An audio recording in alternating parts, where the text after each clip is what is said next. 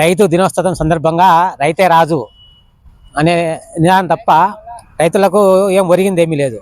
అంతేకాకుండా ఇప్పుడు వర్షాల కారణంగా రైతులకు తీవ్రమైనటువంటి మానసిక ఒత్తిడి తప్ప ప్రయోజనం లేదు. ఎందుకంటే రైతులు వడ్లు అమ్ముకోవాలంటే నానా అవస్థలు పడి వాటిని తక్కువ ధరకు అమ్ముకోవాల్సిన పరిస్థితి దాపురించింది. పౌర సరఫరా శాఖ అధికారులు అయితేనే, రెవెన్యూ అధికారులు అయితేనే ఎవరు వచ్చి చూసిన పాపాన్ని పోలేదు. కాజీపేట మండలంలో రావులపల్లె, కొనవారిపల్లె, పత్తూరు ఈ విలేజ్ల్లో ఎక్కువ వరి కోతలు ముమ్మరంగా సాగుతున్నాయి. ఇక్కడ దళాలదే పైచేయిగా ఉంది. అంత తప్ప ఏం చేసేది ఏమీ లేదు.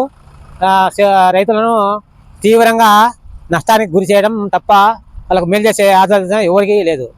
రాష్ట్ర ప్రభుత్వానికి లేదు, అధికారులకు లేదు అనమాట. రైతు పండించిన పంటకు ఎవరే కానీ వచ్చి గిట్టుబాటు ధర అడగడం లేదు. ఇవి వాహనాలకు వర్షానికి ఇవి స్టాక్ పెట్టి చేయాలని కూడా ఇబ్బందిగా ఉంది. పట్టలు చాలా ఇబ్బందిగా ఉంది. రోజు ముప్పులు పెట్టుకుని తర్వాత మన ఆరబోసుకోవడం ఎంత ఇబ్బందిగా ఉంది. ఒక్కరు కూడా అధికారులు వచ్చి పండించిన ధాన్యాన్ని గిట్టుబాటు ధర అడగడం లేదు.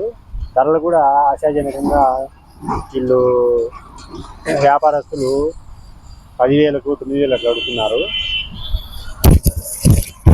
కానీ అన్నదాత అని అంటారు కానీ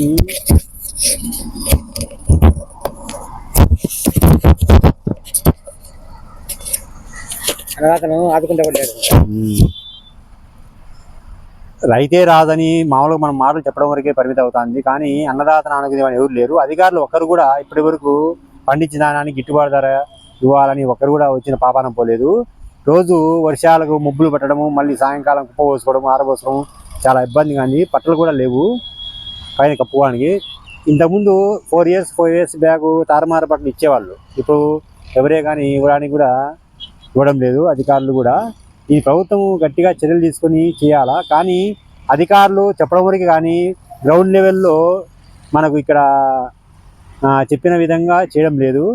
గిట్టుబాటు ధర 10,000కు అట్లా అడుగుతున్నారు. 8 బస్తాల ధర 10,000కు 9,500కి అట్లా.